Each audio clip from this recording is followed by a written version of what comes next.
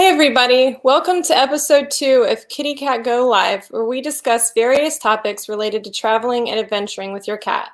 I'm your host, Emily Hall, and tonight we'll be chatting about wintertime adventures.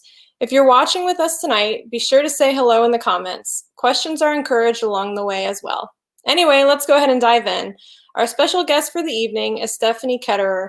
If you're active in the cat adventuring community at all, you probably know cats Mike and Betty on Instagram. They're from Canada and are snow adventure pros. Stephanie has a lot of great info to share with us tonight, so without further ado, I'm going to go ahead and bring her on. Hello. Hey, thanks for being here, Stephanie. We're so excited to have you. Well, thanks for having me. Yeah. Before we jump in, I just want to remind everybody to say hello in the comments. And if you're watching on a phone or tablet, you can take a screenshot and tag us in your Instagram stories. I'm going to put our handles on the screen there for you guys, so you can easily tag us and say hello. We love to know who's watching. But let's go ahead and start talking about winter adventures. Before I ask you any questions, can you tell us a little bit about Mike and Betty and how you guys got started with adventuring? Yeah, sure. So Mike is our older kitty. He's 15 years old. Him and his older sister Lily were our original adventure cats. I started taking them out about 4 years ago. I had just moved to a new town by myself, didn't know anybody, and I decided that I should take them with me instead of going by myself. So I'd go hiking, bike rides, and stuff like that with them. Betty joined our family last year. We adopted her at the end of December. And she's 1.5 years old. Cool. Awesome. I love seeing you guys, your adventures on Instagram. Your pictures are always amazing, and I'm always so impressed at how well they do in the snow and the cold. Being from the South United States, the temperatures never really drop below like 40 degrees usually in the winter, and I don't like to adventure if it's colder than 60. So whenever I see you guys out in the snow, I'm always like, man, how do they do it? So I'm looking forward to hearing all the tips and tricks you have for us tonight. So the first question I have for you, Stephanie, is how do you determine if it's too cold to take your cats out? Like, is there a temperature that, it's too cold and you're not going to go out? I think we go more by how we feel versus the actual number of the temperature. I mean, as a general rule, we try not to take them out when it's more than -10 Celsius. But there's times where it might be warmer than that. But if it's windy or raining or cloudy, it just might feel colder than other days where it's like -15 and sunny out. So we gauge it by how we feel mostly. Like if we can go outside with no gloves and no toque, then the kitties should be fine. Yeah. Cool. How do you determine how long to stay out? Like, do you have any sort of formula, if it's this cold, we're only going to stay out for 10 minutes, or, how do you decide that? Again, it's something we don't really have a formula for, and we just listen to how our cats are acting, like look at their body language, gauge how we feel. If we're starting to get cold, then they might be too. We regularly check their ears and their paws. If they feel cold, then they either have to take a break in the backpack and warm their paws up, or we add more clothes. And we just follow their body language. If they're lifting up their paws, then it's too cold. If they're burrowing their heads underneath clothing or blankets, then it's time to call it. But yeah, it's more of a feel thing versus the temperature. Yeah, and I like what you say about paying attention to your cat's body language. That's important on any adventure, to make sure that you're watching your cat and that you know them and know their cues to know when they're done and too cold and stuff like that. So that's great advice. What about wearing jackets and coats. When I see you guys' pictures on Instagram, Mike and Betty always look so adorable in their coats and like their hats and their booties and everything. And probably one of the most common questions that comes up in my Facebook group is, do cats really need to wear coats? And if they do, how do you know when they need to, when it's cold enough that they need a coat? Again, it all depends on your cat, how they feel. There's some cats that are more acclimatized to the cold. There's other ones that are not. The breed can have something to do with it too. If your cat has long hair and a double coat, they're going to stay warm a lot longer and stay warm a lot easier than short-haired cats do. For example, Betty has really short hair and it's pretty thin. She gets cold a lot faster than Mike does. Lily, our cat that passed away last year, she had longer fur and it was quite thick, and she could stay out for way longer than the other cats could. So you just have to, again, just watch their body language. If they start shivering, then it's a sign that you either need to go in or put on some more layers. I also think it depends on what your cat is used to, the same as people. We just moved to British Columbia from Alberta, and the temperatures in Alberta are a lot colder. Right now it's like -40 there. And it doesn't get that cold in BC where we live. And we can tell, like when I talk to the people who've always lived here, they're freezing cold when it's like hovering around freezing. So like 0 degrees Celsius or 30 Fahrenheit. People start putting on winter coats. They start putting on huge winter boots, toques, the whole works. So just like how people get acclimatized to the weather, animals do too.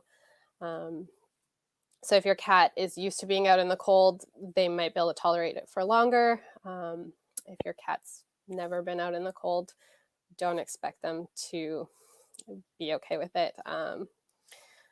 So yeah, it all depends on the cat. Yeah. Yeah, my cats would definitely be in the category of shivering when it's 50 degrees outside. We're all a bunch of whips when it comes to the cold. We get a snow day maybe like once every 4 or 5 years, and it's literally like one day we might get 2 inches of snow, and it's always a huge deal. And our last one was probably about 5 years ago. And I took one of our cats, Sophie, out in the front yard in the snow, and she did pretty well, but she was not a fan of the snow. She, was doing the like,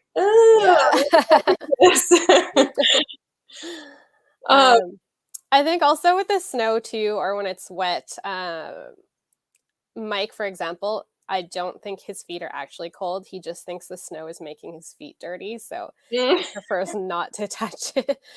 Yeah, I understand. Well, we have a question from one of our viewers.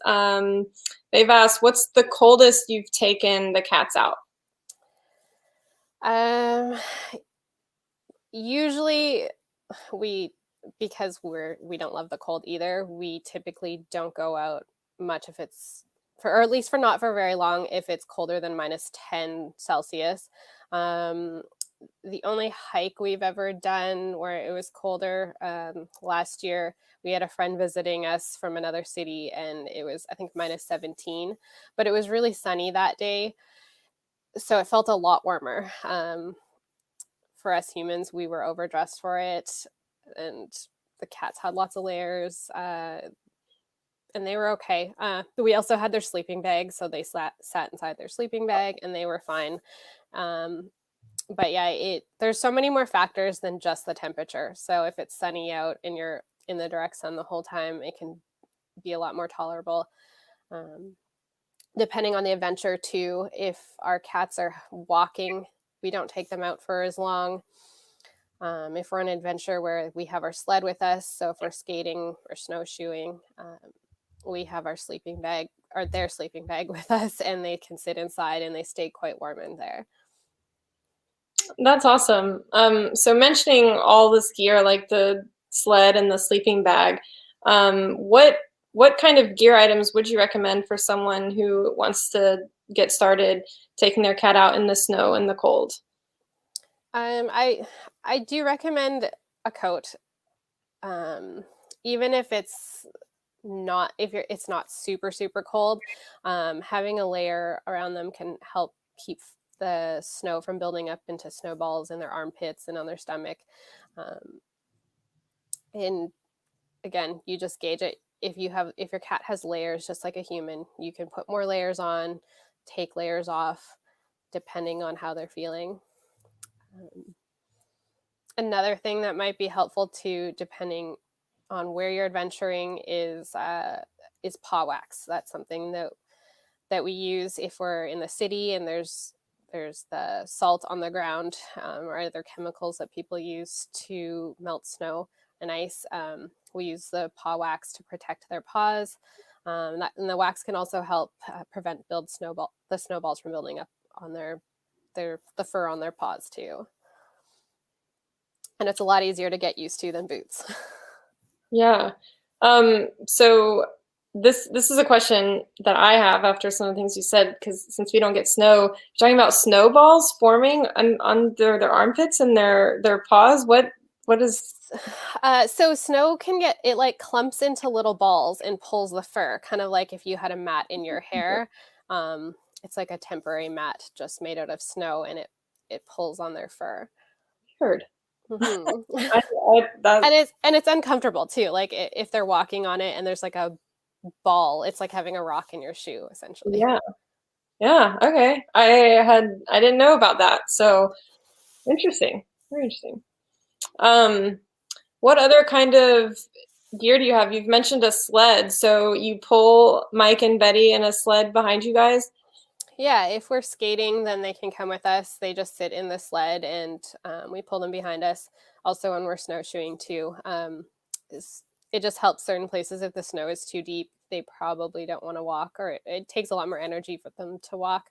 So if they're sitting in the sled, they can get through the deep snow easier. Plus, it helps if their paws get cold. They can Mhm. go, like Betty will walk for a little bit, and then once her paws get cold, she jumps in the sled for a little while, and then when she warms up, she starts walking again.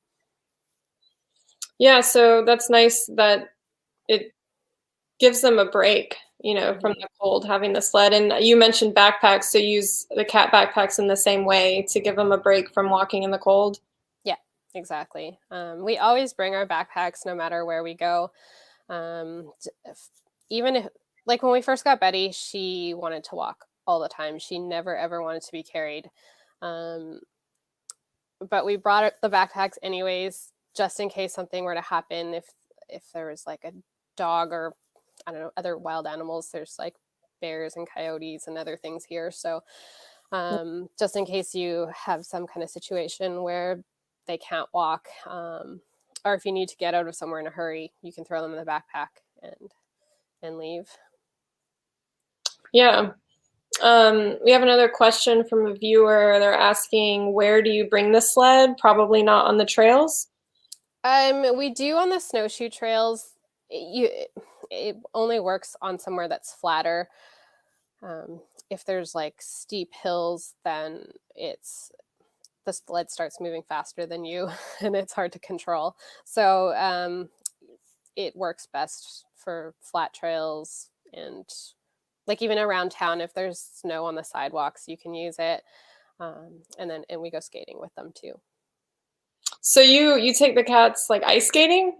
Yeah, they just sit in the sled the whole time, and and we pull them around the pond.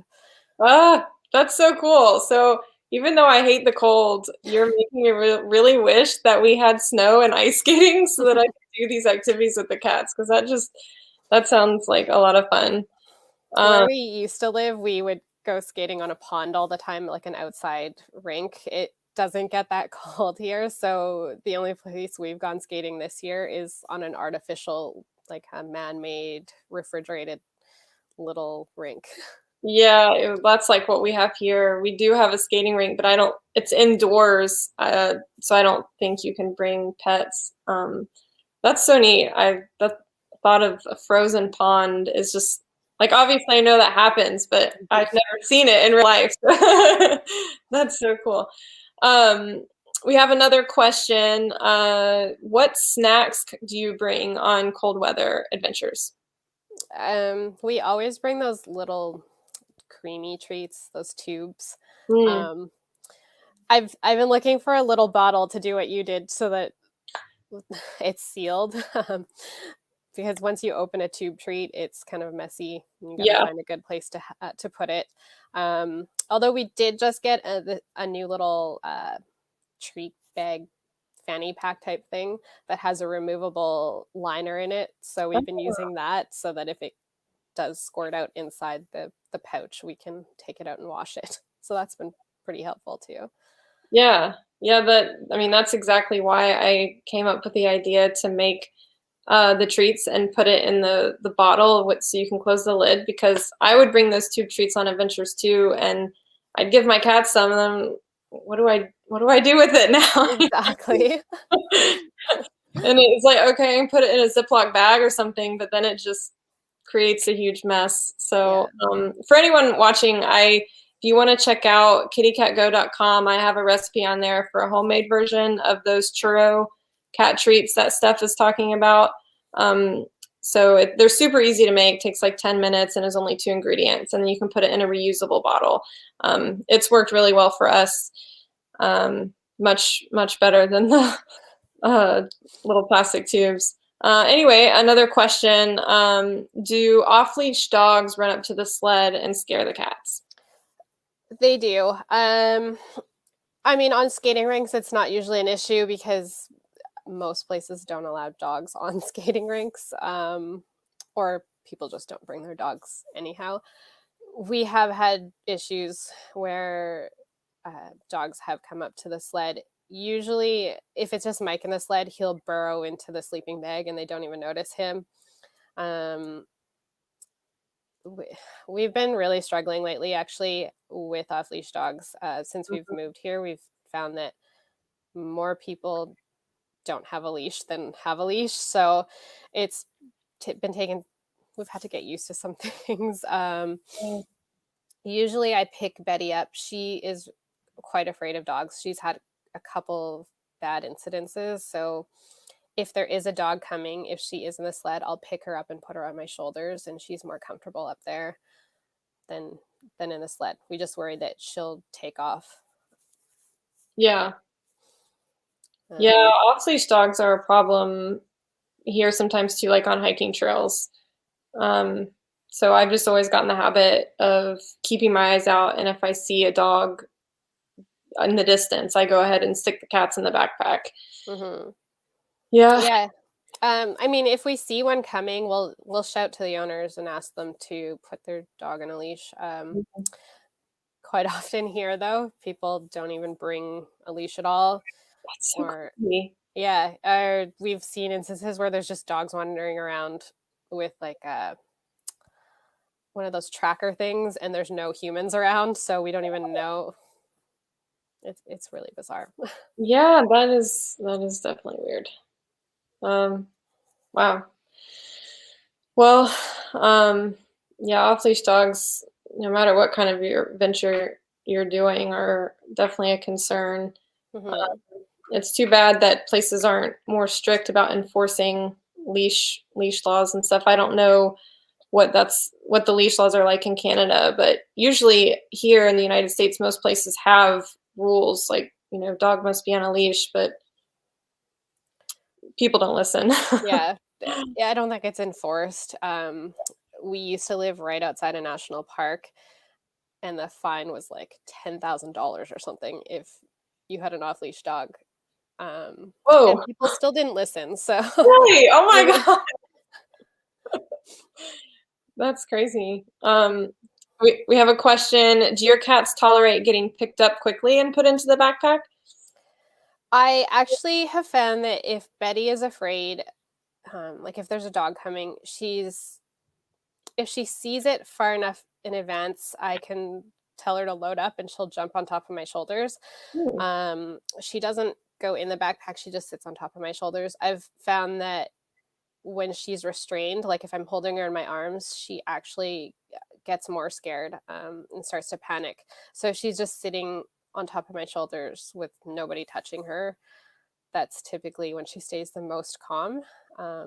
So, I mean, I'm sure if she was inside the backpack, that would be fine too, but we've just found that that works for us. Yeah. Mike isn't afraid of dogs, so he doesn't really panic anyways. If a dog ran up to him, he would he just kind of stands his ground. So we could put him in the backpack. We just haven't ever found the need to do it, I guess. Yeah. When Betty gets up on your shoulders, is she on her leash too? Mm-hmm. Yeah. Yeah. Um, so circling back around to gear stuff, Mm-hmm. booties. Mike and Betty always have booties on in the snow, and it's so adorable. But I know a lot of people have a hard time getting their cats used to wearing booties and training them. And I know you mentioned paw wax as a good alternative. But if someone really wanted to train their cat to wear booties, can you just walk us through like the basic training process you did with Mike and Betty? Sure. First of all, I would say start off with really light, flexible boots. I actually have them here to show. Ah, So these are the boots we use. They're called dog booties. They're just in the pet store in buckets. Like there'll be a bucket with large ones and a bucket with medium ones and a bucket with small ones. oh, wow. And so they're not actually in a package. They're just held together with little elastic bands. Um, but so I don't know if you can see, but they're like Yeah. really thin nylon. They're like tracksuit material almost, and it's just a Okay. little rectangle with Velcro on the top. Yeah. Um, so yeah, they're really thin and flexible, and I think it's important to pick a boot that doesn't feel super stiff or impedes their gait at all. So I think that's why these have worked so well for us, is because they can walk basically like normal when they have them on. Like they can move their ankle joint just as if they didn't have shoes on. Mhm. Um, and the other thing is that they're not super tight around their paw either. We've tried putting socks and stuff on them, and they hate that, and they flick their feet and try to kick them off. These aren't tight around their paws, so I think they're more comfortable than a lot of other boots. That being said, they're not lined, so they're not super warm. They're not gonna keep them, like, we still have to check their paws and pick them up and give them paw warming breaks while they're wearing them. But so yeah, that's a good place to start, is having the right pair of boots. And then once we put them on, um, we distract, I guess, for Betty. Mike, I didn't have to do anything. He just put them on and walked with them right away, Wow. which is not typical. I bought them at a dog sled outfitter, and the salesperson said that most sled dogs don't even tolerate them as good as Mike did. So, Wow. but when I put them on Betty the first time, she started walking weird and trying to flick them off, like when you put most things on cats for the first time. Mhm. I just distracted her with her favorite toy, and it's one of those like sticks with the feathers on the end. And Mhm. we just walked outside with them, and she just kept following the stick until she forgot that she was wearing them and walked like normal. Um, the other thing I found too that was easier with training them uh, is they won't tolerate them inside. Like Mike won't even walk around with the boots on inside. But as That's soon as they're outside, they know that the boots are doing something, so they want to keep them on. Um, huh.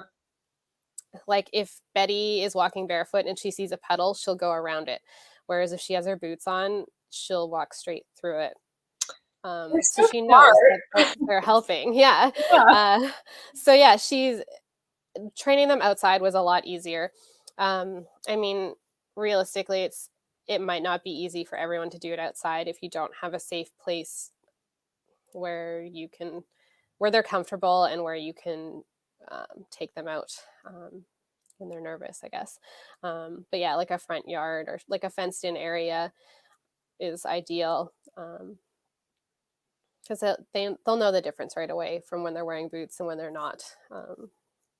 Yeah, that's so interesting. I'm always amazed by how smart cats are. Like you, I've had Mhm. cats all my life, but things come up all the time. I was like, man, I didn't expect that.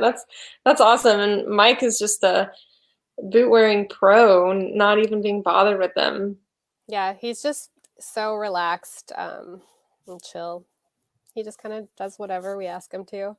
Yeah, that's how Sophie is. I think if any of my cats were to accept wearing booties, it would be Sophie.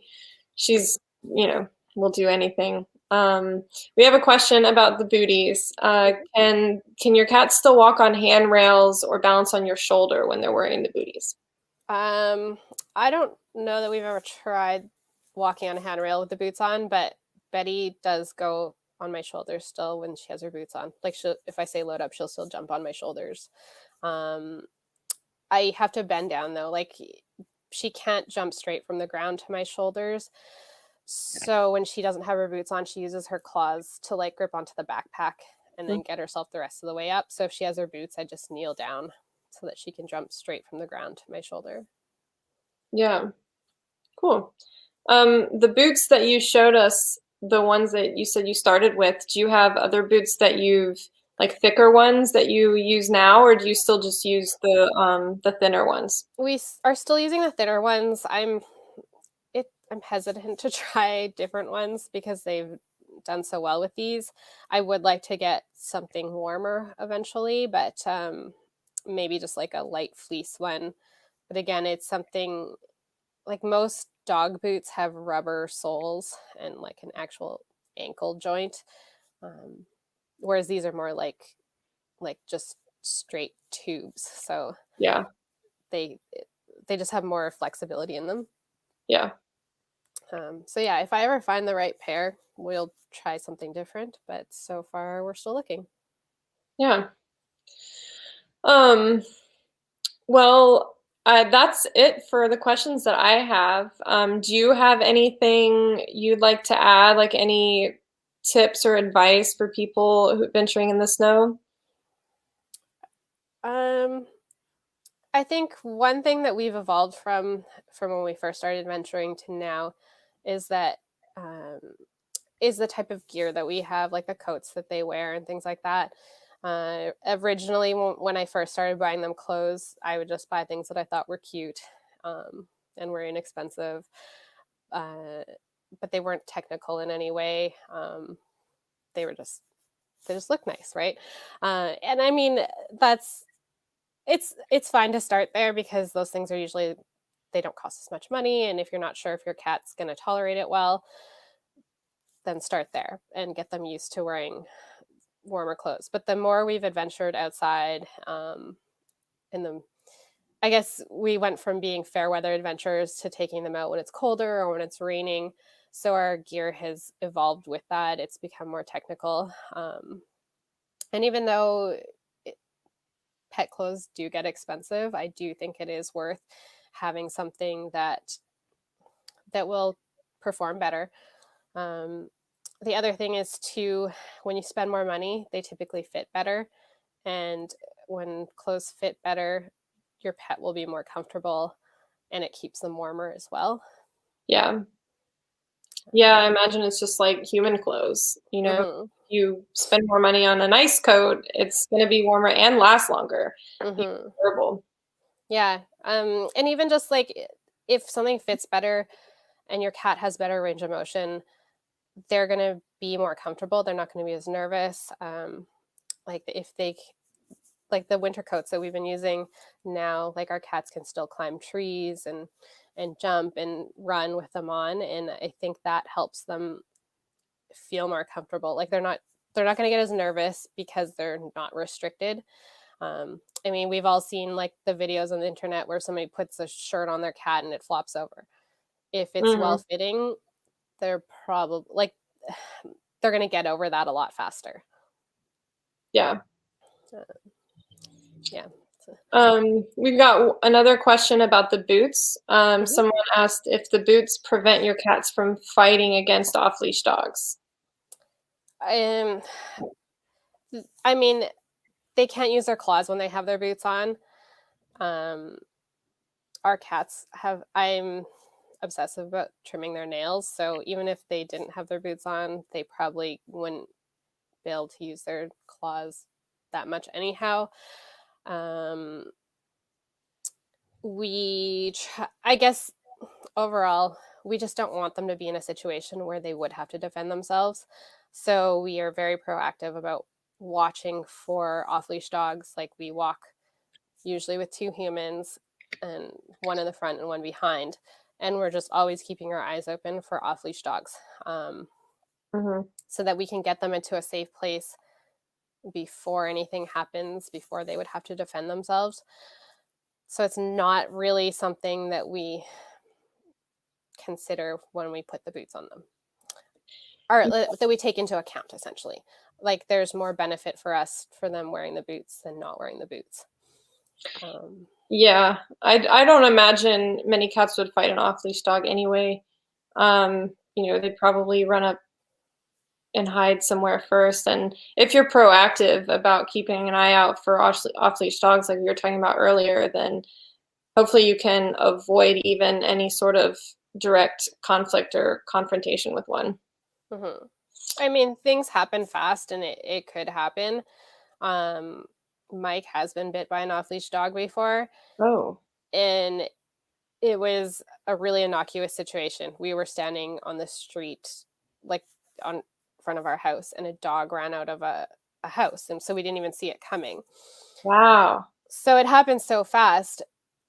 And this was in the summer, so he didn't have boots on anyhow. But I don't think his claws really made a difference, because cat claws are not that sharp, and it was a golden retriever. I don't think the dog would have felt his claws through its fur. Yeah. So, I mean, things might happen, but you do your best to mitigate the risks. Yeah. Yep. We've got a question asking if you recommend a particular brand for the cat clothing, coats and stuff. So there's 2 brands that we use way more than anything else, and it's because of the fit. We use Threads and Tails, which is it's a woman in BC who makes custom pet clothes. So you send in your measurements of your pet, and she makes it exactly to their measurements. So we like that, because most dog clothes end up being too wide and too short for a cat. They end up having their belly exposed, or like half their back is exposed. So these are nice. You can order them, and they're long enough, and the arms are the right length. Your pet just stays warmer because the fit is better. Yeah. The other brand that we really like is Herda. It's a technical brand, so it is fairly pricey, but it's really high quality, lightweight, made for winter. I believe they're designed in Finland, so they know what it's like for cold. Yeah. It's waterproof. They're made for dogs, but they are made for a wide variety of dogs. Like they specifically make coats for like Dachshunds, like wiener dogs. So typically, if something fits a wiener dog, it probably is going to be better fitting for a cat than if it's made for like a deep-chested dog. Yeah. So yeah, they have tons of sizes, and they've worked really well for us. And yeah, it's the warmest coats we've found, and they fit really good. They're really adjustable, so we're really happy with them. Yeah. Awesome. We've had a couple requests to see Mike and Betty. Oh, okay. Let me go find them. Give me 1 second. Well, while Stephanie is going to get Mike and Betty, you guys have any other questions, drop them in the comments, and I'll bring them up with her when she gets back. And I will also put here on the screen their handles for Instagram and Facebook. if you want to find Mike and Betty on Instagram or Facebook, follow them at The Adventures of Mike and Lily. And you can, if you have any more questions that come up, I'm sure Stephanie would be willing to answer them. And here they are. Okay, here's Betty. You want to say hi to your friends, Betty? Hey, hey, Betty. Can you see? No. Oh, okay. I don't have Mike just yet. I will get him, but we also have a surprise. Oh. This is our new kitty. His name is Harrison. Yay! He's 6 months old. Oh, what a handsome boy. Mm-hmm. Yeah, so he's brand new. We got him from a rescue and he wasn't neutered yet, so he technically wasn't ours until yesterday when he got neutered. But now he's officially ours. Yes. So now that he's neutered, we can start his adventure training too.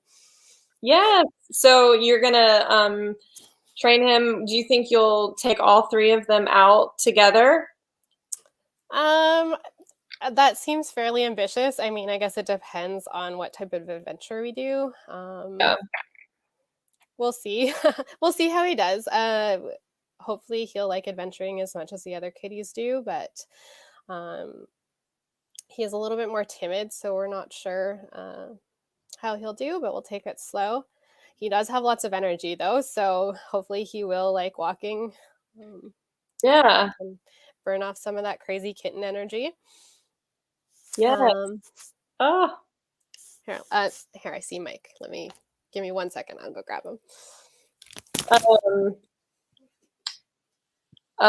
Susie, I see you asked about the brands. I just dropped links to both Threads and Tails and Herda clothing companies that Stephanie mentioned. I dropped the links in the comments. So that should answer your question. And there is Mike. Here's Mike, our little old man. How old is he now? He's 15. 15. What a handsome stud. Yeah, he's not too into looking at the camera right now, hey? So that is our crew. Very awesome. I can't wait to see Harrison out on some adventures. We can't wait. So yeah, we'll get him started on some clicker training and harness training and stuff. And we'll see where it goes. Yeah. Awesome. Well, congratulations on the new family edition. Well, thank you. Someone has asked about future interviews. Yes. So KittyCatGO Live is a once a month interview show. The next episode is actually, I can put the information on the screen right now. Our next episode will be Wednesday, March 10th at 7:30 p.m. So that's an hour earlier than the past 2 episodes. Just a little scheduling conflict with my guest, who is going to be Annie Schulman King. If you guys are on Instagram, you probably know Emmy Lou Adventure Cat. Her mom, Annie, is a vet, and she's going to be talking to us about basic cat first aid and putting together a cat first aid kit. So going forward, though, interviews will generally be the second Wednesday of every month at 8:30 p.m. Just next month is an exception with a little bit earlier time. Looking through to make sure I haven't missed any questions. Got lots of love for Harrison and Mike and Betty. So I guess that's going to be it. Let me put again Mike and Betty's social media handles. So Stephanie, are you guys on Instagram and Facebook, right? Yeah. And it's okay. Mike and Lily on both. Okay, cool. So yeah, if you guys want to follow Mike and Betty, check out Adventures of Mike and Lily on Instagram and Facebook. And yeah, so that's it for tonight. If you guys have any more questions or want to continue any discussions, be sure to join our Facebook group, KittyCatGO Adventure Team. And that's it. Thanks for joining us. I hope you learned something new and had some fun. We'll see you on the trail. Thank you so much for having me. Yeah.